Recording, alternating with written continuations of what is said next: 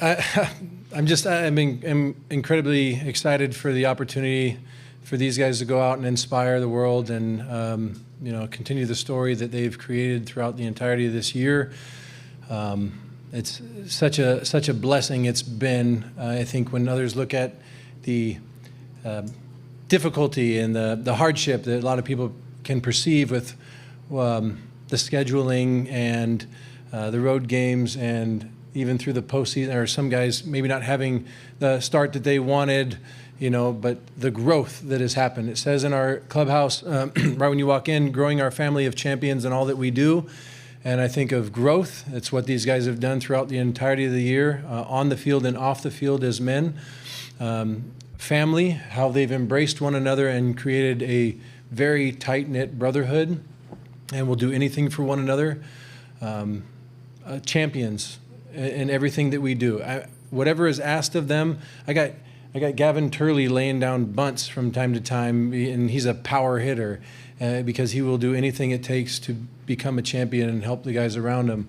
I got Wilson Weber catching every single day and wants the ball and continuing to grow as a man and as a leader, and it's just incredible to watch him go out and perform. And up here on the stage too, you got Dax Whitney. I can go through all of our guys and give you a lengthy story on each and every one of them, why I'm proud of them, but a true freshman taking the ball in some of the biggest games, continuing to try and to get better.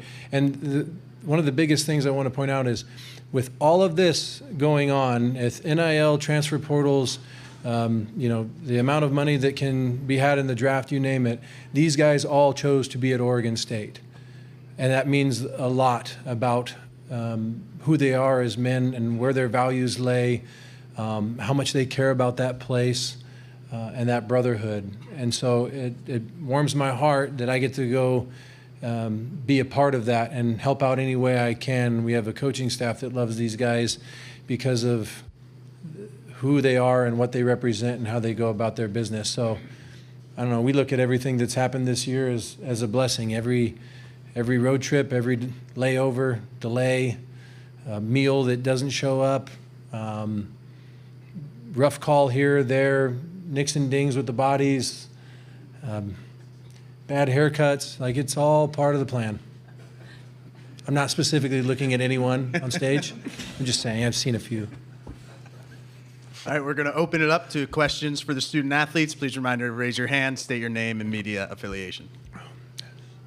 Mark Arlen, College Baseball Central. Wilson, we'll start with you and then go to Gavin. It seemed like the offense started to turn a little bit in Hawaii. I felt you guys just built as a team. You guys kind of came together all at once. I saw it in person. It felt palpable there. And then Gavin, speak a little bit about how you guys just continued that going through the postseason. I wouldn't say there was one necessary thing that made us totally click offensively. I know it kind of happened towards that second half of the season, but just kind of comes down to having fun, enjoying, playing free and easy, and just playing for each other. I think that we kind of finally fully set on that, and then just kept doing it. I think well said, Webb. It's going into the postseason. It's kind of just hey, we're going to leave it all out there. Win or lose, there's going to be no regrets. So I think when you play like that, it's easy to go out there, play free, and perform at your best. So.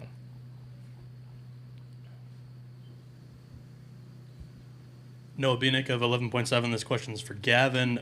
26 career RBI in the postseason with Oregon State. That ties a Beaver record currently with the man that is sitting right next to you, your coach Canham. Has there been any friendly jabbing back and forth between the two of you? Can you just describe the relationship that you have with Coach and also Coach with the rest of the guys on the team? Yeah, not yet. No friendly jabbing yet. Thanks for bringing that up. Will though, for sure.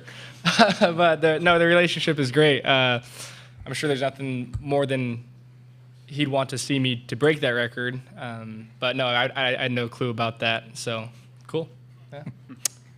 Yeah, this guy breaks every record, right? I mean, Boz was here last year, and it seemed like I remember when Boz was taking his recruiting visit. He took a picture of all the records on the board, and he goes, I go, what are you doing? He goes, I'm taking a picture so I can just remind myself to break all of these.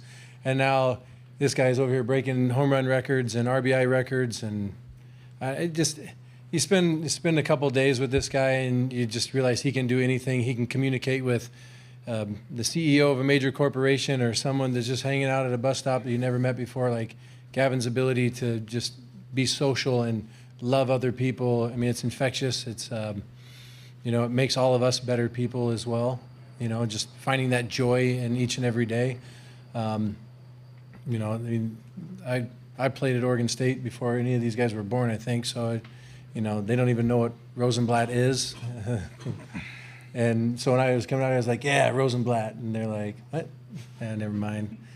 But, you know, for each of these guys that are up here too, like the relationship, it's just like my son and my daughter, my relationship with each of them is a little bit different because they each have different interests, and it's knowing who they are, what their wants and dreams are, reading their body language, you know, and also making sure that I'm not getting in the way and interfering with, you know, who they are as people. My job is also, you know, because for every mile of road, there's 2 miles of ditch. My job is to make sure that they have those guardrails on each side so that they don't fall off, that they're going to get to their destination of greatness, you know, without falling off the road and as quickly as possible. I mean, it's expediting their development. And, you know, what we see here is Webb chose to come back here and be a leader and take on the challenge and get uncomfortable and work on the things he needs to work on. And, you know, how strong of a Christian he is and how he inspires other guys about going about the day-to-day. He does everything right. I mean, for each of these guys, like who have I had to come in, you know, see if we have honesty on here on the stage. Who have I had to call in and scold for doing anything wrong? No one? Okay. I only can remember one time Dax and I had a conversation just about leading and going into it, but never like scolding him because they do the right thing. Wait, I missed class one time. Remember that? Yeah, I missed honesty. Honesty. I appreciate you doing that. Yeah, and it's like but it's part of our thing, is that like if you're not doing the right thing all the time, then you know there are consequences for it. My expectations of turning in every assignment and giving it your best effort, my expectations of showing up to practice with great attitude every day. You know, our 4 pillars: selfless process, do the right thing, and fun. Now, there's different variations of what those words mean, but that's something that we've talked a lot about, and our expectations are extremely high because people at Oregon State and the tradition of this program, it's way beyond any of us. Like, my title may say head coach, but I'm just a servant for this program and this community. To someday I'll be gone, and I want it to be in a better place than when I got here. And those who gave to us before it. And I know someday these guys are going to look back and, you know, be wanting to pour into the next generation. They're already doing that right now. I watch after the game of the Super Regionals, or even when everyone else was playing in a conference tournament, you know, we scrimmaged 7 innings on Friday, and afterwards we brought everybody out on the field. We signed autographs for them, and these guys all stood on the third base line and signed every autograph that came down there, even DeCramer and the guys that were at the end of the line that were trying to find a spot to sign on the ball. You were down there at the end, weren't you? Yeah, Yeah. It was rough. But they stayed out there till everyone got an autograph and spent time with them. And then we played Sandlot on the Jumbotron, and a handful of the players stayed out there and watched the movie with the kids. You know, it's just, in my mind, these guys are superheroes, right? Now, what type of superhero? That's what we're building to be the best possible superhero that we can be. But like all around the world, why did Bazana come to Oregon State? You know, why do kids from other parts of the country want to reach out and come to Oregon State? It's because they're seeing the stuff that these guys are doing right now. And I really want more of the story to be out. I don't want walls around our clubhouse. I would like just pillars so people can see and understand what they went through in its entirety this year and how special it really is. Because that was the prayer from the get-go. Let's make this thing like so challenging. Let's do something that no one else has ever done, and like that gives them the opportunity to go out there and transform like college athletics. And the truth of what young kids need to see is guys doing the right thing, caring about one another, right? Handling the ups and downs the right way, not just getting upset about the downs, but you know, handling positivity, like the positive things, in a good way. Celebration ends after a super regional. Everyone's excited. Didn't get too high, didn't go out, do nothing stupid.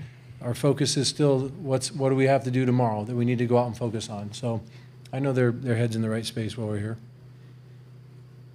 Questions for the student athletes in the back?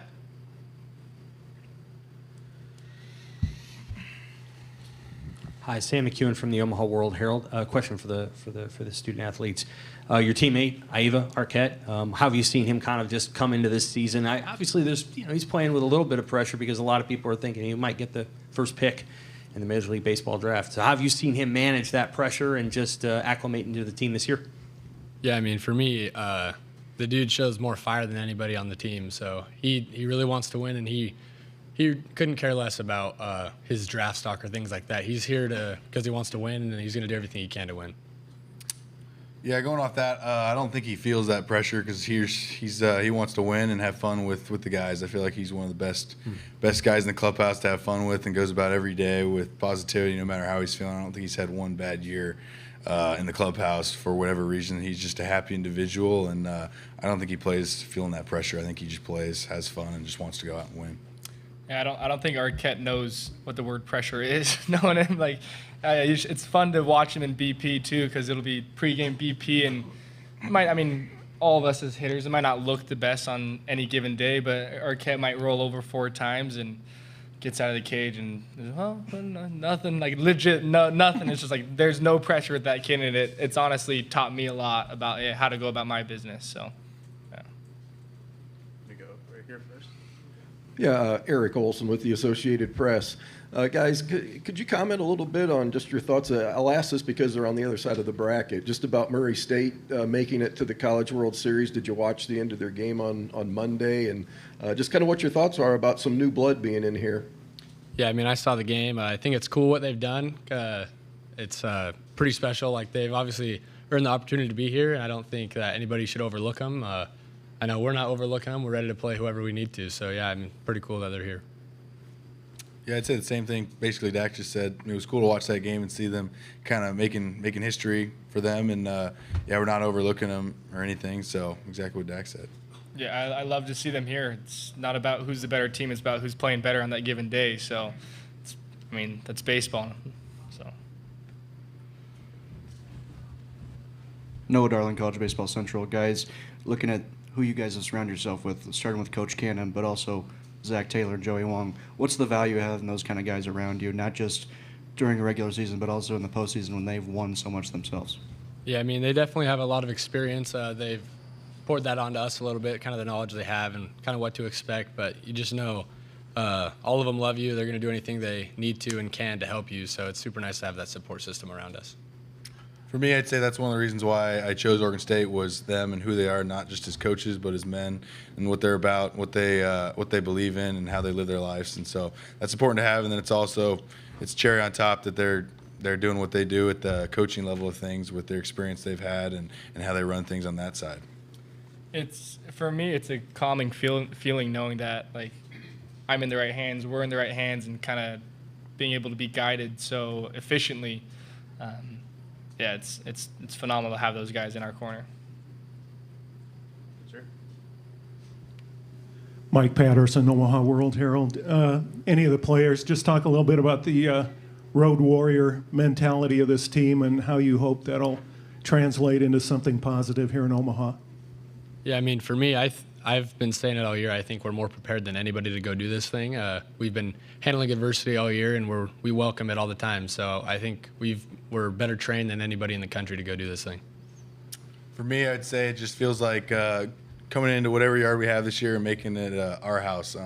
So I feel like we're going to do that pretty well here. And then also, I was just telling somebody was asking me in the dugout after practice was about the road games, and it's like I just see it as the opportunity to spend more times with the guys, kind of develop those relationships even more. Just because even the layovers that long or the bus that didn't show up on time or stuff like that, it's just like sometimes you see it after the fact and you're like, oh, this kind of sucks. But it's just more time getting there, playing cards with the boys, and just hotel time too. So I just saw it as a blessing this year. I think at one point we felt more comfortable on the road than we did at home. So coming back out here on the road, it's nothing new to us, which I think plays to an advantage for us.